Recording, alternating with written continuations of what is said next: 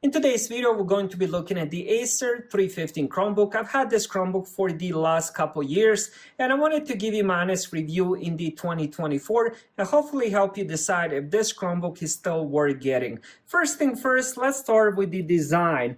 Now the build of this Chromebook is mostly plastic, if not all plastic. The top, even though it feels like aluminum, is definitely made of plastic, the bottom as well. Now, when it comes to the inputs and outputs, here we have USB-C, then we have USB Type-A, SD card expansion, headphone jack, and then on this side we have constant unlock slot, USB-C, USB Type-A. Now, when it comes to the charging, it charges via USB-C, which does come inside the box. Now, you can end up charging it on either side, whichever side is more convenient. You can plug in that USB-C charger. Now, the little light is only located on this side, which will tell you if the Chromebook is full. It will turn from, I believe, from red to the green, telling you the Chromebook has 100% battery. Now, when it comes to the weight, this is quite a big Chromebook. This is 15.6 inches, so it has pretty huge display. Also has a full-size keyboard with the numpad. So, of course, this Chromebook will have decent amount of weight. If you do end up putting it in a backpack, let's say going to the college, to school, you will definitely feel that weight. So it's not very portable, but it's still a laptop form. It still has a very good battery. So, of course, you can take it on the go as well. Now, let's talk about the screen. I already mentioned 15.6 inches, but there is quite a few variations of this one. For example, what I have here is the 1080p resolution. Now, this Chromebook also comes in the 720p. Now, the differences between the 720p version and 1080p is more of a quality of display, but also the real estate. Now, let me show you how the 720p would look if I did have it. Now, as you guys can see here, this will be 1280 times 720. So that will be 720p resolution. And as you guys can see, everything is more zoomed in. Now, if we go back to the 1080p resolution, look how much more space we do have on the screen. Now, another reason why I would recommend 1080p resolution, if you do end up watching Netflix, Amazon, YouTube, and stuff like that, if you do have the 720p resolution, you will be stuck on that resolution. So you won't be able to watch better quality videos on whichever platform you're watching. So 1080p is definitely a way to go. Now, another thing I want to talk about, some of these models do come with the touchscreen and some of them don't. What I have here is the touchscreen, so I can pretty much use it as a big tablet. Now, this isn't 2-in-1. I can flip the screen all the way around.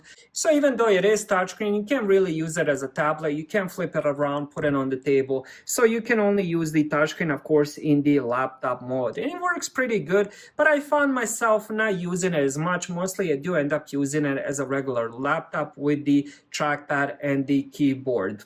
Now, let's talk about the performance. Once again, there's a few different variations. I'm going to try covering those as well. Now, when it comes to the CPU, this Chromebook has so many different variations, and I also noticed right now they have some of the newer CPUs.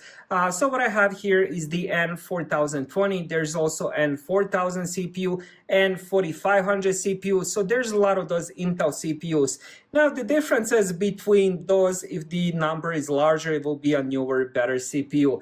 But the performance-wise, there really isn't that much of a difference. I would say 5–10% between those. So day-to-day tasks, you're not going to notice much of a difference.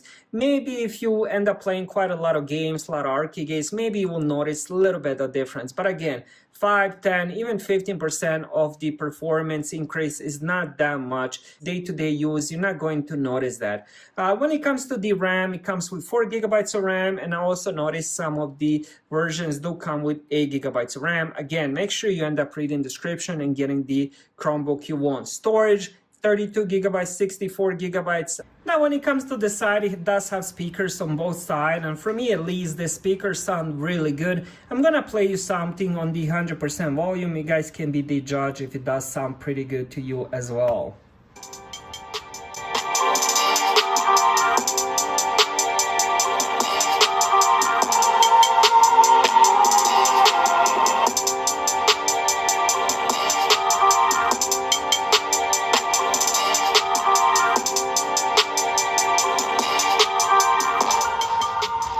I personally love how the speakers sound. They are pretty loud. They also have a little bit of bass as well.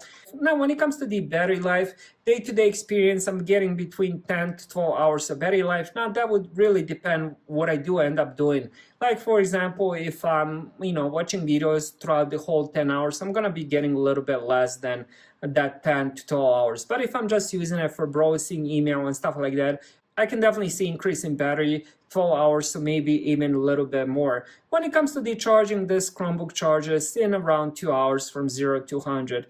In the past year, I've been using this Chromebook pretty much every single day. I love using it. I love watching movies and watching games on this Chromebook, and I would definitely recommend this Chromebook. Thank you guys for watching. Have a great day.